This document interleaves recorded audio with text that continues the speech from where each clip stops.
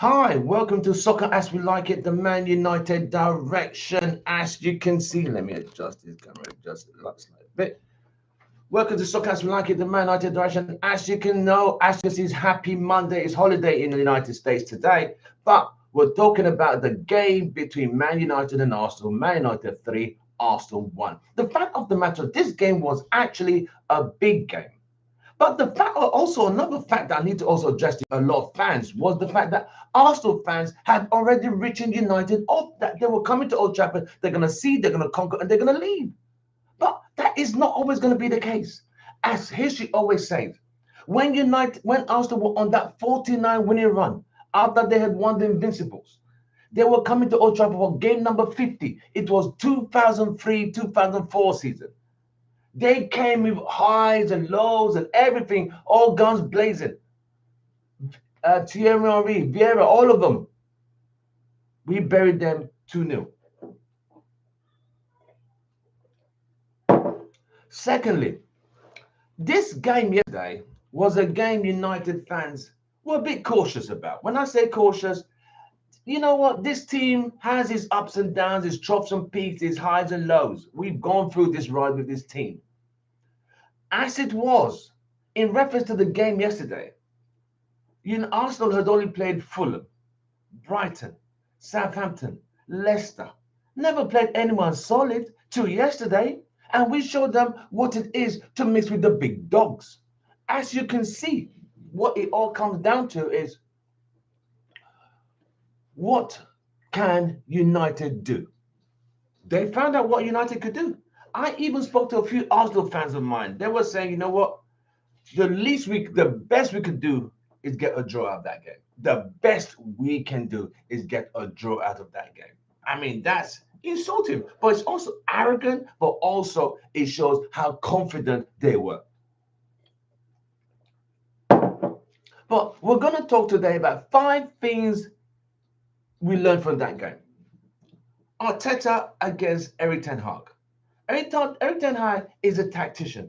Even though when United started the first 2 games of the season, it was 2 strong defeats, 2-1 and 4-0. Brighton and Brentford, home and away. But what did we learn from those games? We learned that the defense of Maguire, Luke Shaw does not work. We learned that the midfield of McFred does not work. We figured that one out.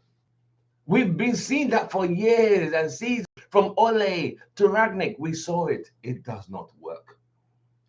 So, the next games, Liverpool, Southampton, Leicester, Arsenal, a completely new back four, a completely different back four. And I mean a new back four. Malaysia, Dalot, Varane, Martinez. Martinez is a warrior, a gladiator, like a Roman gladiator Colosseum, and ready to fight and die for the badge. That was the kind of guy and mentality in that guy's mind. Maguire was a captain, but did not know how to lead. He was a captain, but did not know how to organize. He was a captain, but didn't know how to rally his troops to get the show on.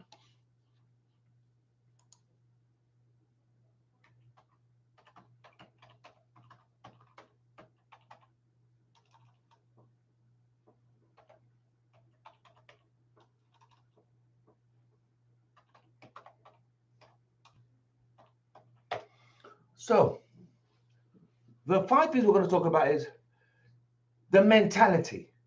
Erik ten Hag has changed the mentality of the United players. How to think, how to realize heads do not drop. If it was the old United, when Arsenal got that equalizer, heads would have dropped. We would have conceded more goals and it would have been an absolute nightmare and an avalanche of more goals to concede.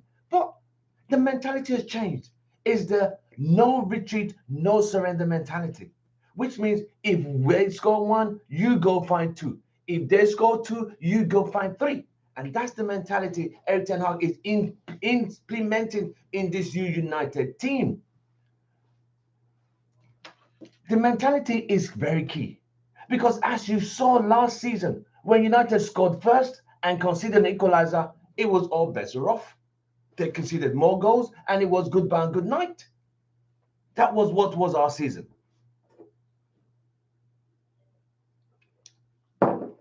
Also, under Ole, there was no mental toughness. It was always, oh, we go again, oh, we go again, oh, we go again. Never, you know what? Something is not right here. You can't just keep going again and not addressing the issues that you were fucking up initially from the beginning. You have to reset, go back to default setting, figure out what the problem is, then you proceed. Not just, oh, we go again, because it was just him just talking and not walking and not implementing and not figuring and not suggesting and not inquiring and not trying to figure out what the situation was, why United were failing so miserably under Ole Gunnar Solskjaer. This is the problem. But the 5 things we're learning this season now is the mentality of the players. The first thing is the mentality of the players from Erik ten Hag is the mentality has changed. The weak mentality is slowly being eroded out. You saw after Brentford, first goal, second goal, they were already out for the cleaners. They were done. But you look at the other games, even against Liverpool, at that point, they still kept fighting and defending and keep playing their game because they did not crumble like a sack of potatoes or a hard dough cake that didn't bake properly in the oven. You know when you're making a cake and you put a cherry on the top, but the actual cake did not actually cook properly, didn't bake properly. So it just cooks, it just falls down. That was the old United. But what he's implementing now, Erik ten Hag, is mentality, the mental toughness. When Arsenal equalized yesterday through Saka, they did not shake. The players were not, the heads didn't go down, the players were not blaming each other. They started to grit the fist like, we got this. That's one of the things that has improved in United. Number one, mentality. The second thing that is we're going to look at is the improvement of players. The improvement of players. He has improved Dalot. Dalot was not the best. Dalot was not the best defender. He was going forward. His crosses have got better. His defending has got better. If you're joining us, don't forget to smash a like and don't forget to subscribe. Thank you very much. Really appreciate it. That is very key. Mentality. So that's the second thing. The mentality is very key. As you know, over the months, over the seasons, they were so weak. United will score first, concede a goal, and the heads drop, and it's goodbye, good night, doors over. But now they score, they keep going, they concede, they keep going, their heads don't drop. It's so slightly, I'm not saying right now, we are slowly getting into the no retreat, no surrender, Fergie mentality. We fight to the very last whistle. So number 2, the improvement of players. How he's improved players like Dalot, McTominay, Rashford. These were players who were literally being ostracized last season, week in, week out. Dalot can cross, he can't defend. Wan-Bissaka's a better. Look at Dalot now. Look at the confidence Dalot is showing. High-fiving Martinez, high-fiving Varane, high-fiving Malaysia, because they know they got this.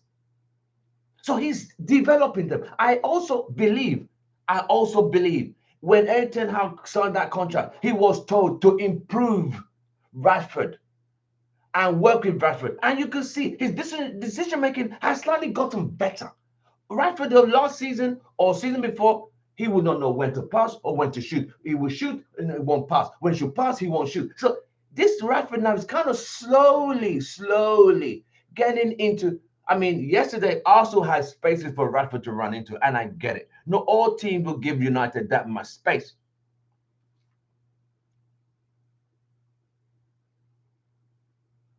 Hey, bro, thank you very much for joining us. Appreciate you, bro. Keep on talking. So, in this situation, the improvement of Dalot at the back has really gotten better. But he brought in Malaysia. He seen Malaysia play for PSV Eindhoven, and he saw what he liked. So currently, I think Luke Shaw will come in, but he will not be a starter. I think Malaysia, you see, what Ten Hag is doing, the players he knows, the players he brings in are his starters. I'm not going to call it favoritism. It's the trust and belief. Yes, he's going to work with Luke Shaw. He's probably going to work with Wan-Bissaka. But at the moment, at this time, to get results up to standard, I'm going to go with Malaysia. He's worked with Malaysia. He's working with Malaysia, constantly improved. And you can see Malaysia. He gave Saka a hard time. Saka couldn't find a way. Saka could not have a way. He got a red yellow card because Malaysia stood firm. Had that been Luke Shaw, Saka would have had a field day, walking around here like a 2-year-old in a nursery school, just walking around in circles. But Malaysia is quick, he's fast, he's strong. He's Dutch, which also helps out. But the point here I'm making is Malaysia is under the Ten Hag mentality, developing constantly. Look at Martinez. Eric Ten Hag was his coach. So he knows what to expect from Martinez. He knows the toughness, the ruggedness. At 5'9", the press slaughtered him. Oh, he's not going to be. This is the. Yes. We talked about this on our preview on Saturday. The English tradition of a central defender had to be 6 foot and above. You know, a tall centre back, you know, blah. Those days are slowly graduating, are slowly fading out because football is more played on the ground than in the air. So at Malaysia, Martinez playing at 5'9", he can also jump higher than some players. Lindelof is taller than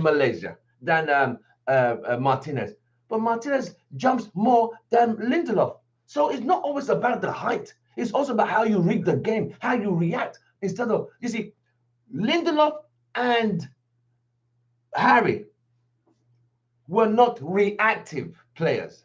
They never anticipated issues. They reacted. They were not reactive. They were not anticipated players. They will not anticipate what danger might come. They don't position themselves. It's not when the danger has arrived and gone past, they start chasing the danger, which is already too late. The ball's in the back of the net. That's the difference between Lindelof and Harry and Varane and Martinez. They anticipate. They prepare themselves just in case. You stay here, you stay here. But Harry goes missing. It's all went wrong. It's all gone wrong. But Erik ten Hag is showing how to develop these players individually and collectively. Let's look at McTominay's game. McTominay was one of the candidates for man of the match yesterday. Oh, he was a bruiser browser. Is he the most talented footballer? No, he's not. Is he the most skillful footballer? No, he's not. But he does have a passion. He does have, his passing range. It can be improved. But is he a top-class player? No, he's not.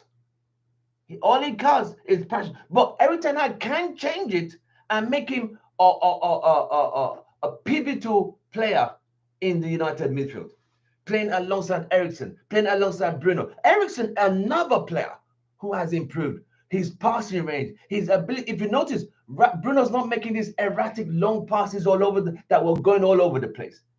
The passing is more cultured, it's more arranged, it's more suited, it's more precise, it's more angled, it's more visioned than just, oh, I'll try and get you there. Okay, midfielders take risk. Like Pogba, that's what makes them those key players. But what Bruno was doing at one point last season, bro, that guy was all over the place. He was shooting missiles on no target. You know when you have a rocket launcher, it gives you the crosshairs for a target. Bruno has no target. He'll just spray the ball anywhere. Oh, wherever one hits will land. So as you can see, the development, the improvement of players. He's improved Dalot. Look at Dalot now. Looking fantastic. Look at Maguire. Look at McTominay. Looking better. And McTominay was at the part of the season a 5. Now he's looking like a 7, going towards a 7 now. Look at the way he's improved Bruno.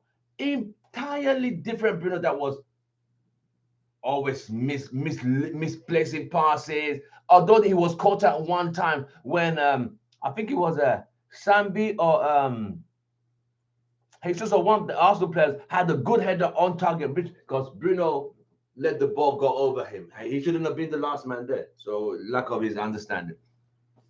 So his improvement.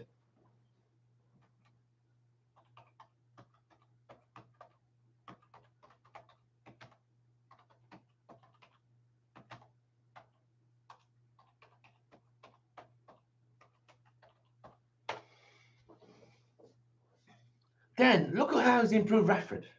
Rashford has improved dramatically. Yes, he's not a centre forward. Yes, he can't hold the play up, but he's able to run into the spaces at the right time, make the right decisions, make the right call, make the right.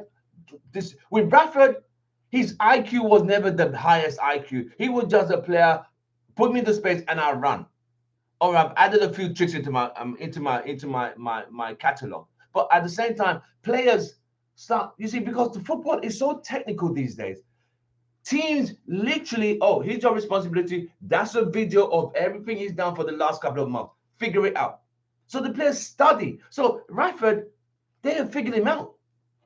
If every trick, if you try trick A, they already the defenders know trick A. If you try trick B, they know trick B. If they try trick C, they already figured him out. So he had nowhere to go because he was not improving himself to learn any new tricks. And that's why he became a player who was stale and stagnant in his performance. And that's why United struggled last season. But now with Erik ten Hag, now he's literally improved the player individually, giving the guy the awareness to pass, when to shoot, when to pass, when not to shoot, when to shoot, when not to pass.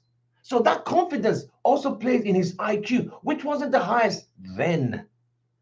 You see what I mean? So this is where we are in terms of development, improvement of players. So he has improved, improved, and there's still more. There's no player there that can't be improved. And not even talk about Anthony.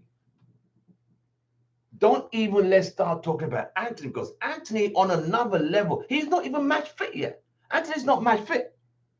Anthony is still trying to get, he didn't remember, Anthony did not train for 2 weeks. Anthony did not train for 2 weeks. He went on strike. But you saw the passion, holding the badge, saying, I'm ready, doing this and doing that. Yes, he's arrogant.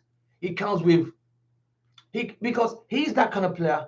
I'm arrogant. I know what I'm doing, but I have the skills to back up my talk. I have the walk to back up my talk.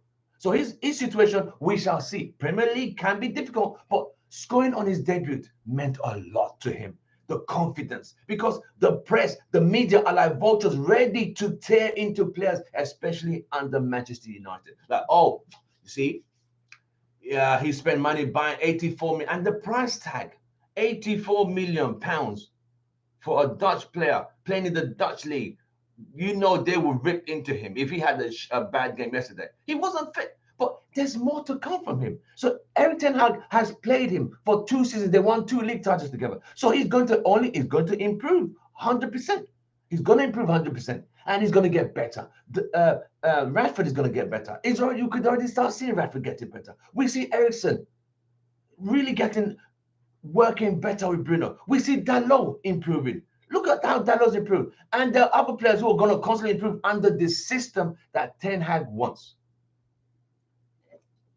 Let me quickly read out a few. Thank you for joining us. Don't forget to like and share and subscribe if you haven't. Thank you very much for joining us. So we are talking about the 5 things that Man United learned yesterday from Erik ten Hag. We've talked about the mentality is key. The way the players think of not to give up. Have the mentality of no retreat, no surrender. We've talked about the improvement of players. Dalot, Rashford, McTominay, Bruno. These are players he's improved. You can see it on the play. And he's added a collection of his own players. Martinez, Malaysia, Anthony. So he's building a team. I'm not saying this team is going to win the league title. Don't get me wrong. The whole team is saying, I did not say that. I'm saying after 6 games, you could see the tide has turned. Brighton and Brentford, we were humiliated, humbled, and astronomically tortured. Now, okay, 1-0, 1-0, 2-1, 2-1, 3-1. But it's progress. It's progress. At this stage, United are starting to put a little thing together. That back four, Malaysia, Dalot, Varane, Martinez, solid.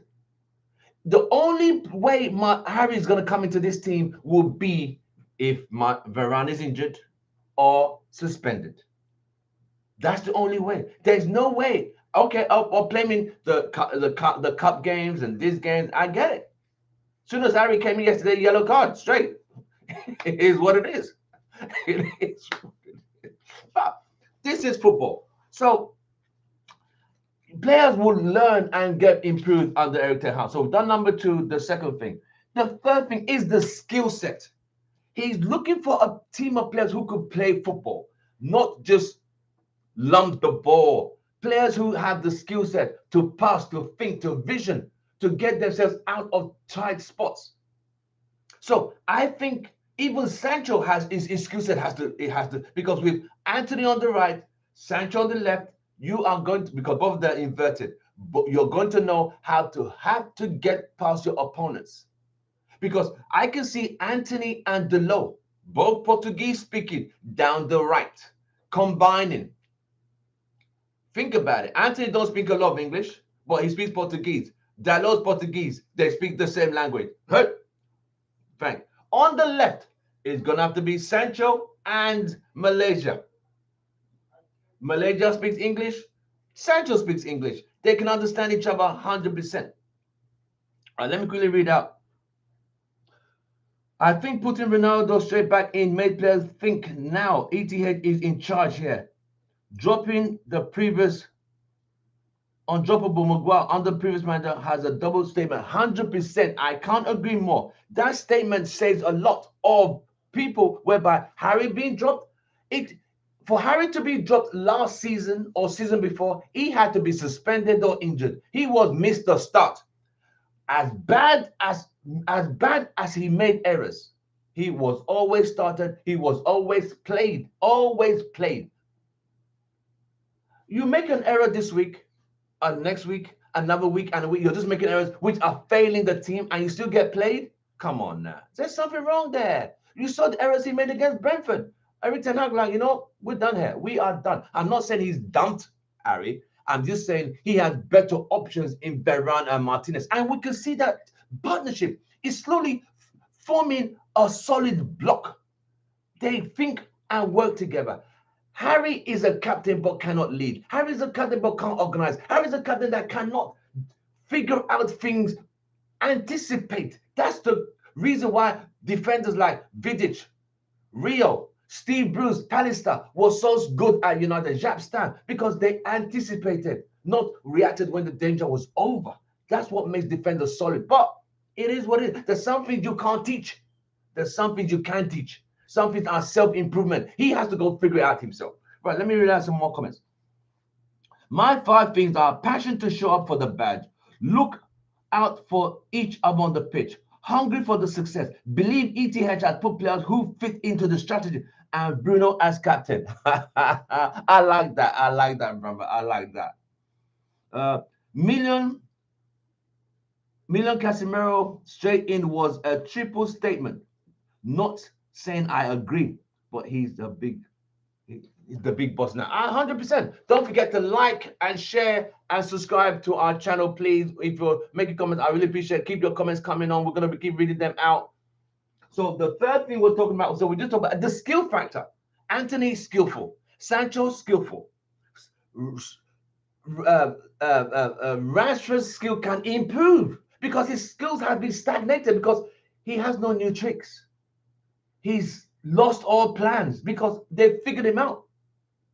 So Dalot, Martinez, Malaysia, even the defenders are skillful. Even the centre backs are skillful. They're confident to bring the ball at the back.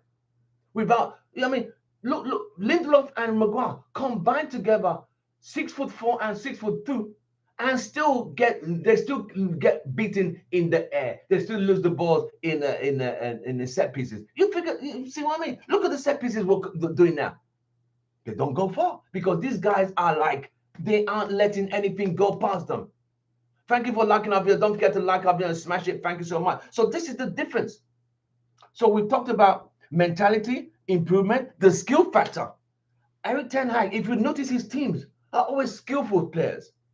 Players who could go past players, right? Even defenders, even midfielders, even. So that is the reason why he's so hardly, that's why he wanted De Jong. De Jong is very skillful. A lot of guys don't see that. He's a very skillful player. You see, Ten Hag, I'm not going to say his favoritism, but The players he's worked with, they go straight in. Malaysia straight in. Martinez straight in.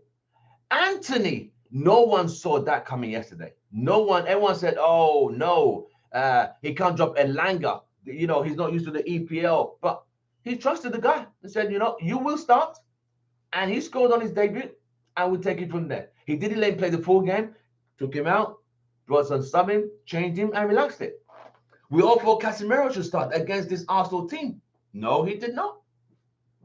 McTominay and Ericsson and Bruno in front of him. That's how it's going to be. Casemiro was not Ten Hag's choice. The money for De Jong was spent on Casemiro because we've always needed a CDM. So we don't need a CDM now because we got Casemiro.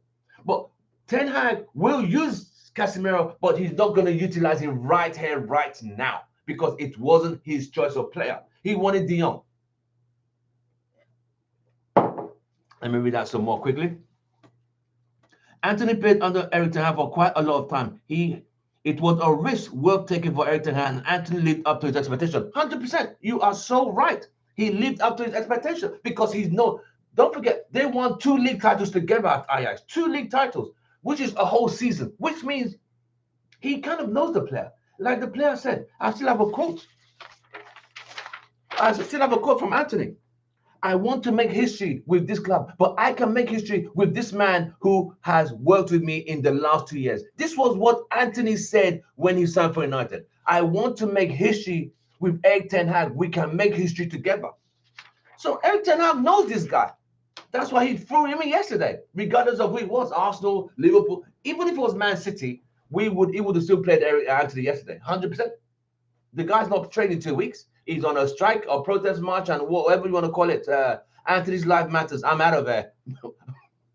You know what I'm talking about. So yeah. So the 5 things so far, I've got 3: mentality, the improvement, the skill factor has improved a lot under United.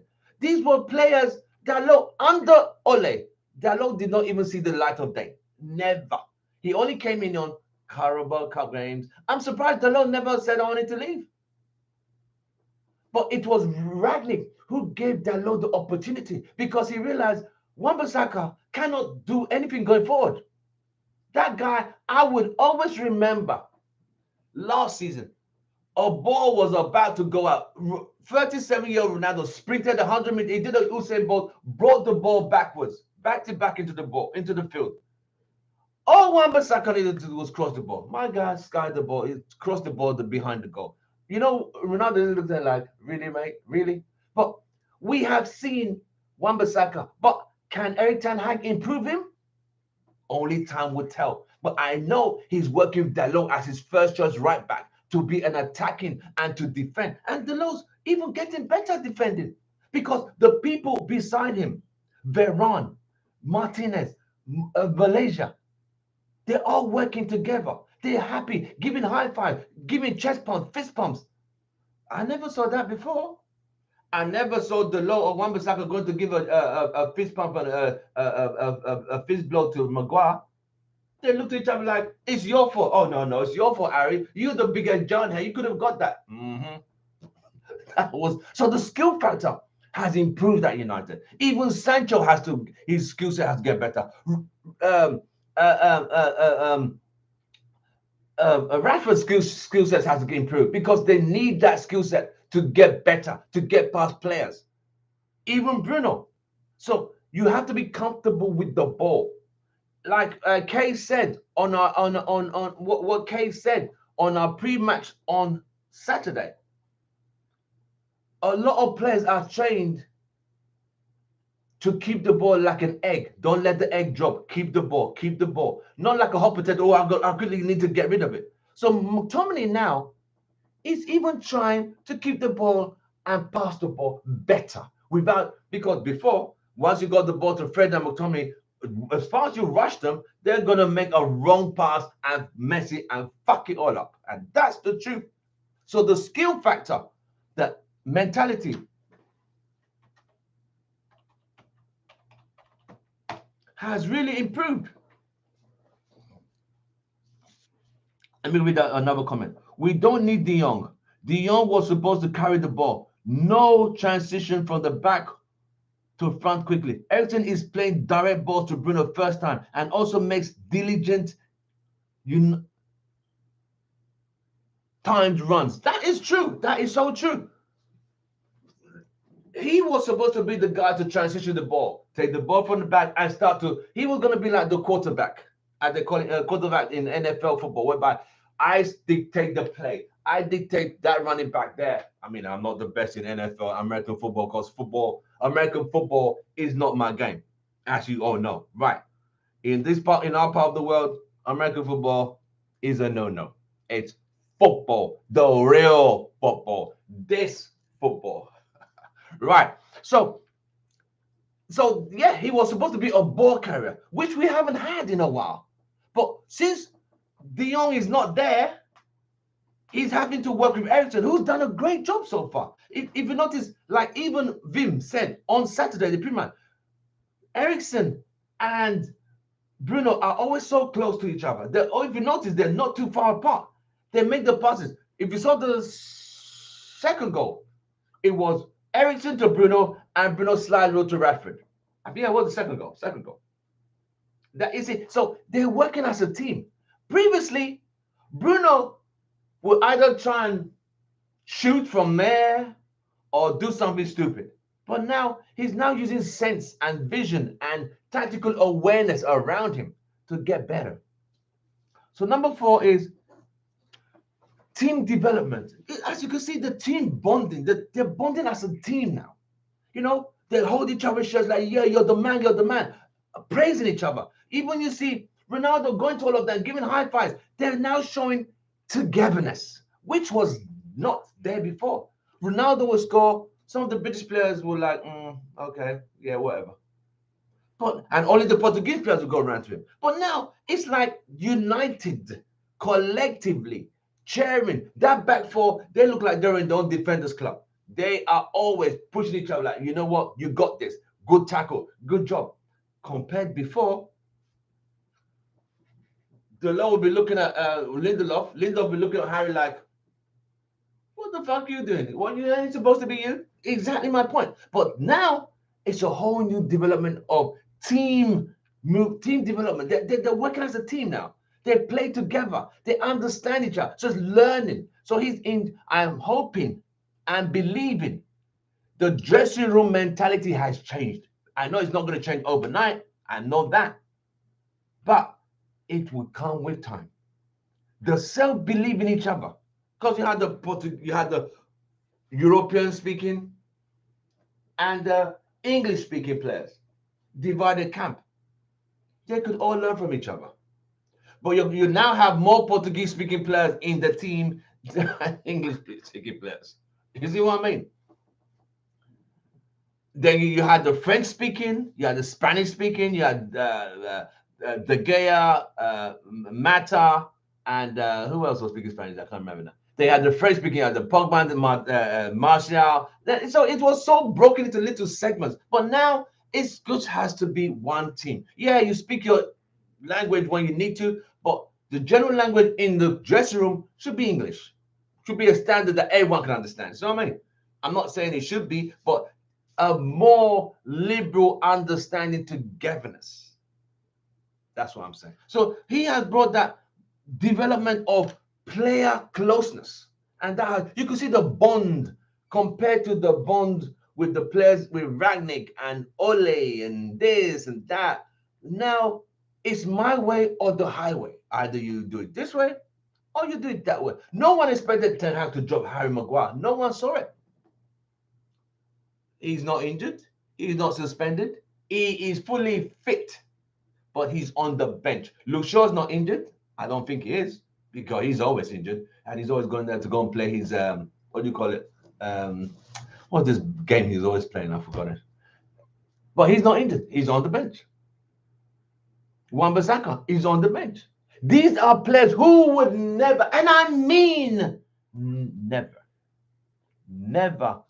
ever be on the bench. Bench was never in the catalog.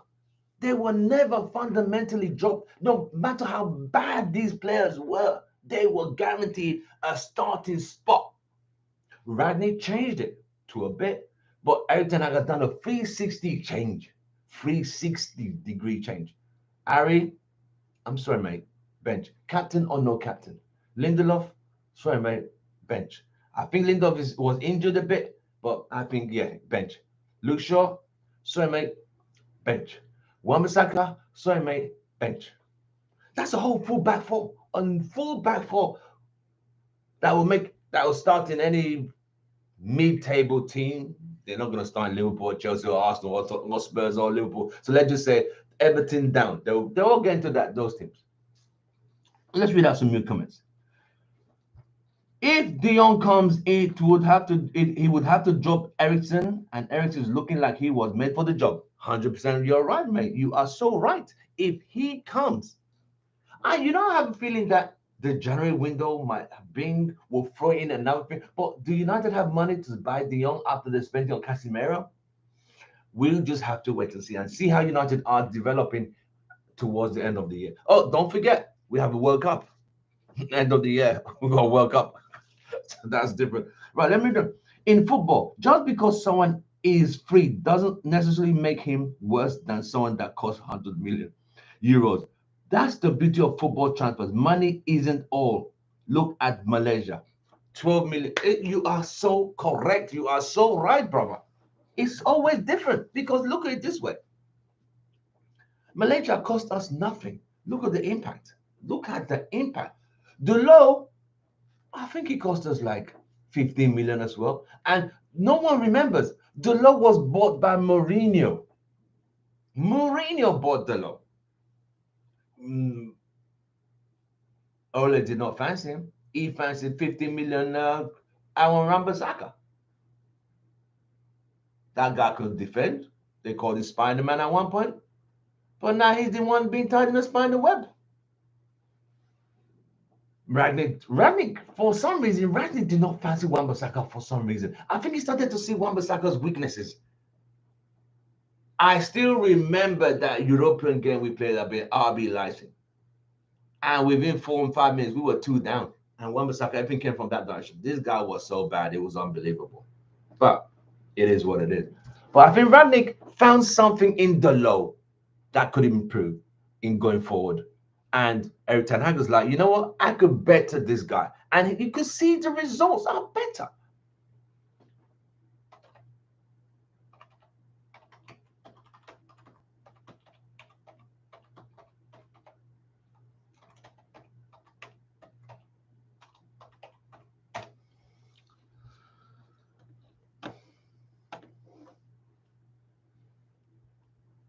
Exactly. You see the difference, bro. 50 million to 50 million. It's not by how much you cost, but how much value you could bring to the team.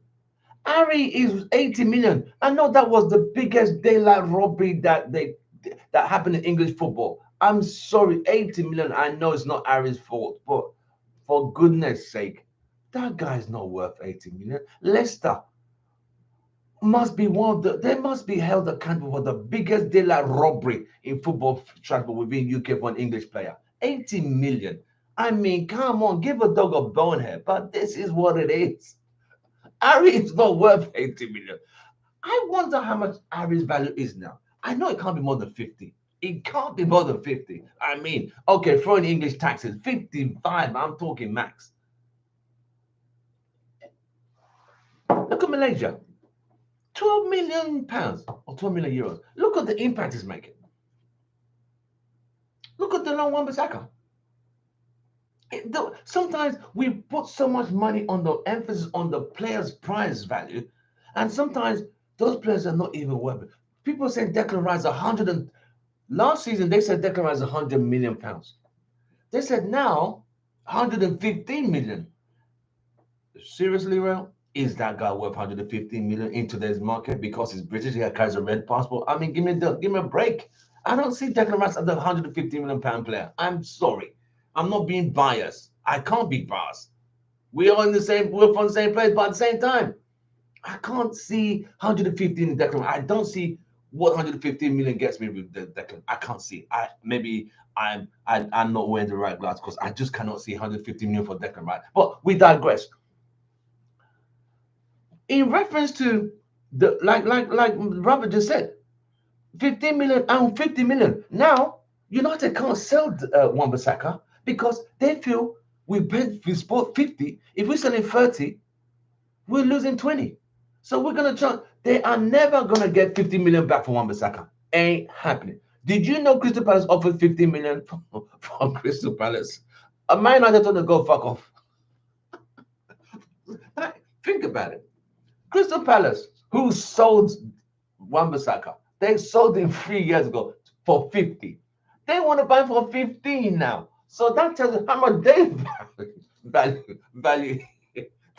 Don't see the guy's value has dipped so much in 2 seasons. He's now worth 15 million. That's how much. But United are thinking, oh, we could do. Nah, you ain't getting 50 million for the Wan-Bissaka. Ain't going to happen. Maybe some country, he ain't ready to. He don't look like the player who's going to play abroad. He doesn't look like that company. But he, never know. Football changes. Okay, let's go to the last thing, the attitude. Number 5, attitude. Don't forget to smash a like on our video. Don't forget to subscribe if you're new. Don't forget to share our videos. Really, I like your comments. Keep your comments coming. Always remember this. The attitude is very key. It's very important. Weak attitude, bad attitude, good attitudes. It all comes into players' focus. You could say, oh, these guys they're paid well. Why shouldn't they have the right attitude? Oh, no. These guys, you could call them millionaires. Most of them are millionaires. If you're taking on 200 a week in a month, in 3 months, that's over a million.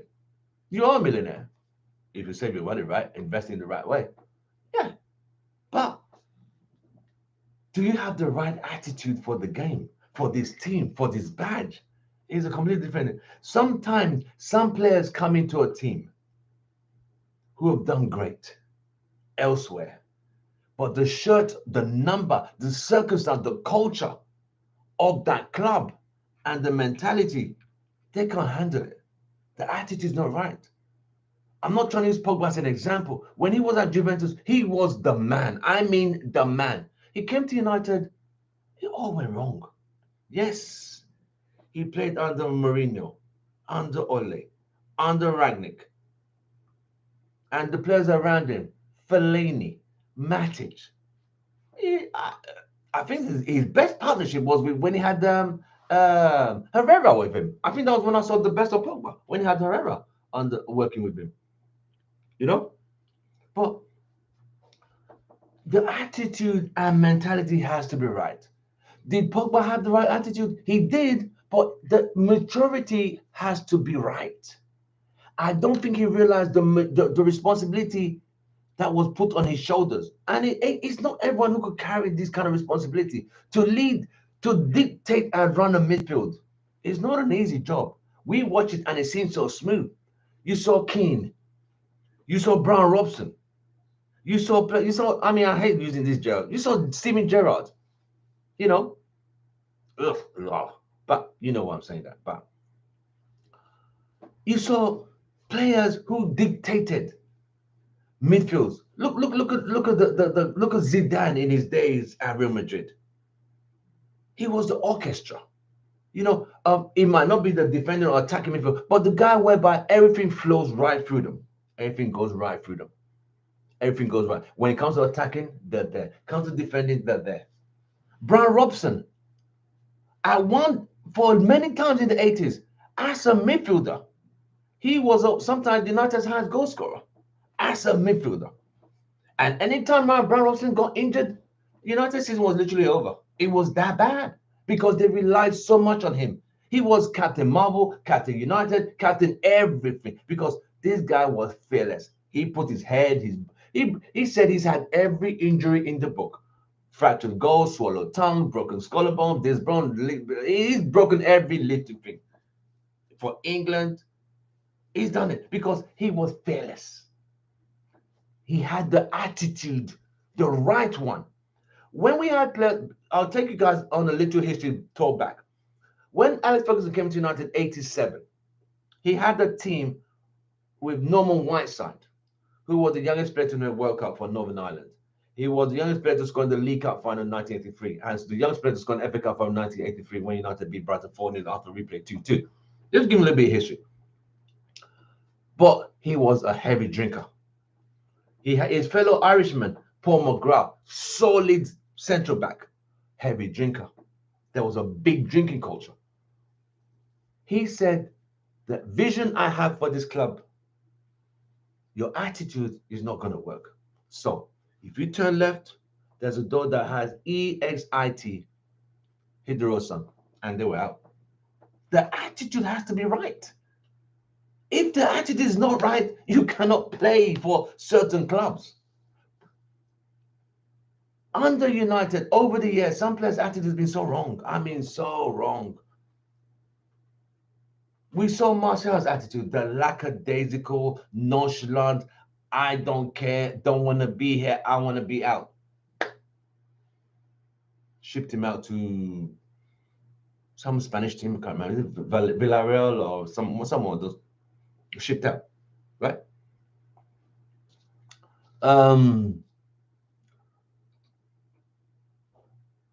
Players like Henderson not playing, Pogba. The mentality was wrong, completely wrong. But these players with the wrong mentality kept wrong attitude, kept being played. Attitudes lead to focus, and focus leads to delivery on the field. When you have the wrong attitude, wrong focus, it's attitude, focus, delivery. If you can't, if they're not lined up, ain't gonna work. United players had the wrong attitude last season. Most of them, they're just down tools. Rashford, Maguire, Luke Shaw, they could not be bothered. Lingard, they brought them in and they're walking along the field like they're walking the dog down a park in central London. That was the attitude they had.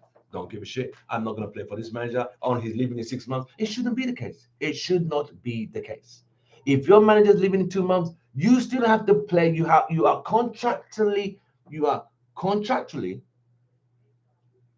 in agreement with the club. I will play as a player. It's a job. If we are underperforming or we go to a job as regular players, regular football workers, if we have a bad attitude, we are going to HR and they will give you a warning, a verbal, a written, and next thing, turn left, there's a door, EXIT, see you later, son. In some cases, like a state like Texas, they have at will. They don't even have to tell you why you're being fired. Sir, turn left, door, EXIT, see you later. They don't even need to explain to you. No, it's called at will state. If you go research what at will state means, they don't have to tell you why they're firing you. So I'm just comparing, we as non-footballers have to have the right attitude when we go to work. Because we have to provide the service to get paid. These guys, 90, let's make it 70%. 70% of them are overpaid and underworked, overhyped, overpaid. We know that. The attitude is completely wrong. When a player, like Ronaldo, he's over. I'm not going to say overachieved. He worked hard for every single trophy, medal, to everything. There's only trophy he hasn't won the World Cup. He's won it all. And that's a collaboration of so much work. He's worked under. How many managers has he worked under? More than 10. I know it's over 10. Just go for all the clubs. Go for all the managers Portugal has had. So having to develop different style, different attitudes, it ain't easy. People forget these players are not robots. You can't just put a chip in, turn left, all right, turn right. No, the attitude has to be right. So what Eric Ten Hag is implementing now is you have to have the right attitude, the right focus to deliver on the field. And that's why you can see in the players, the attitudes have changed. The the want to play is different than I can't be bothered. Then you could see players pass the ball like I'm not even gonna bother chasing that ball. That was a very bad pass. I'm not going to waste my time. You can see, you can see it last season. Let me quickly read out some quick notes. Hopefully, Maguire leaves next season. If he leaves, he can get another good center. Martinez can cover midfield in any emergency if we get another centre back. 100%. I agree. But when they gave this guy a 6-year contract, he ain't leaving anytime soon. He might, but think about it. If Phil Jones is still there since 2011, so where does Phil Jones fit into any of all of this centre back? Because Bailly was loaned out. I think Transebe is still at United. I think he's still at United. I don't think he's gone to any club. So you have Martinez number one, Veron and Martinez number one pairing. Maguire, Lindelof, Jones and Transebe. How does all this play? And yet you have players who are fighting hard for the shirt, and some guys are just getting paid for doing very little work, overpaid and underworked. The attitude has got to be right. It's got to be right. Let me read out something quickly.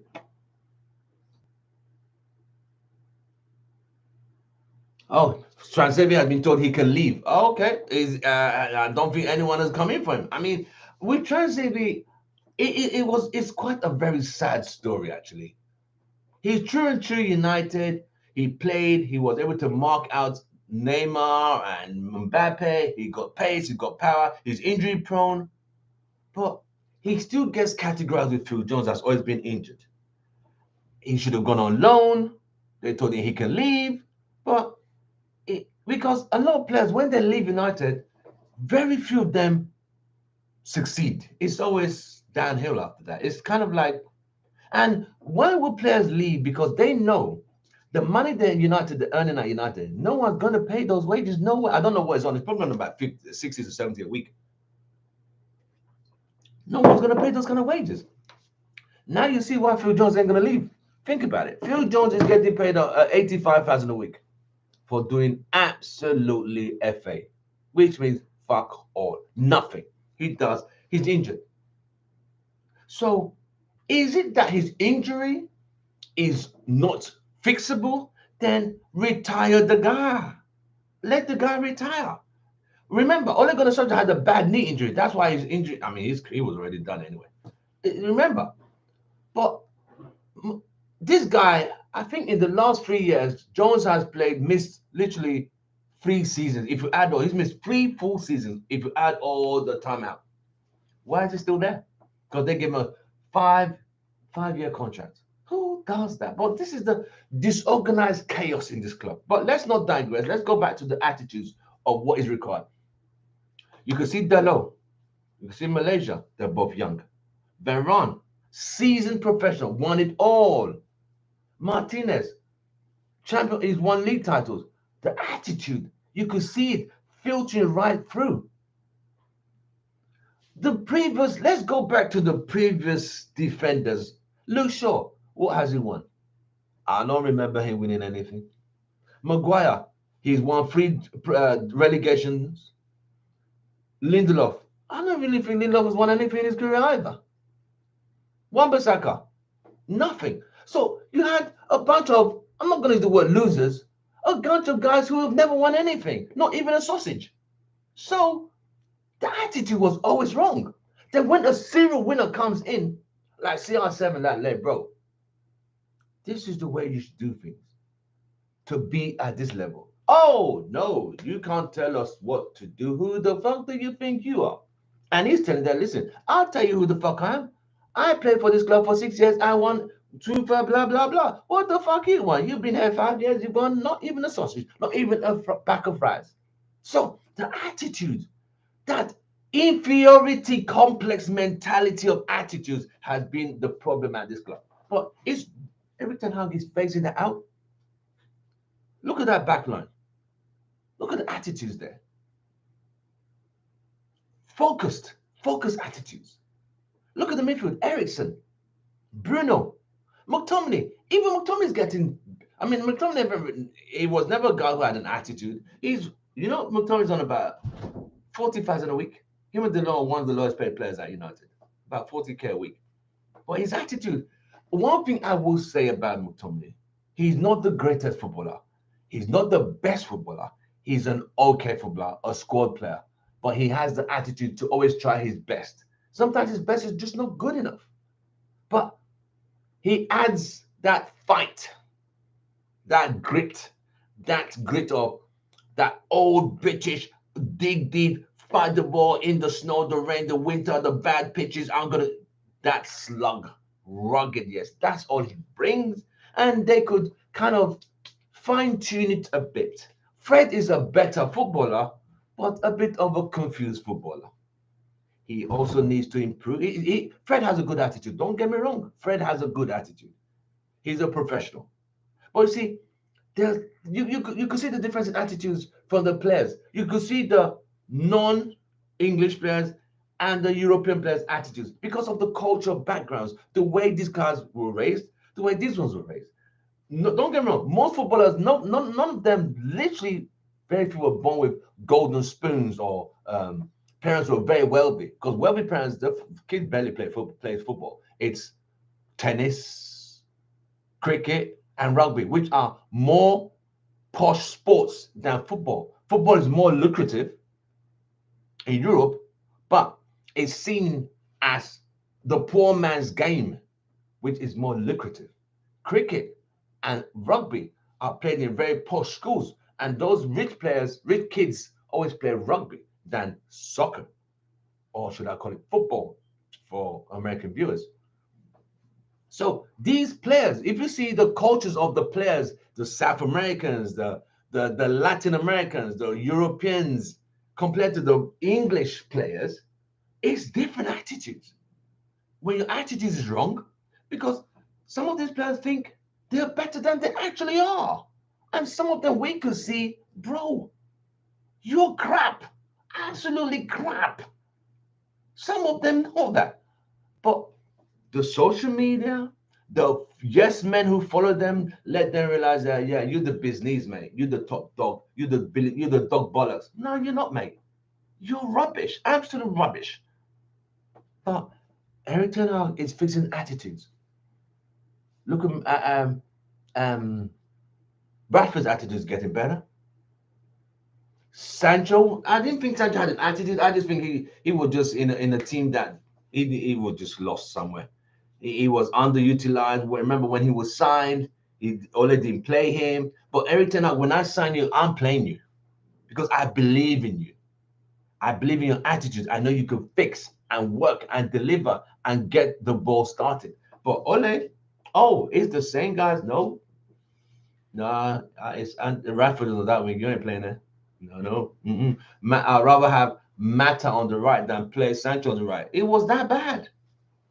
But Ole was a very confused man. Ole was just confused and just wasn't the right guy for the job. And as you can see, we were always nearly but never. That's where we're nearly but never. So hopefully, this guy you could see he's changing the attitude. So the fifth thing is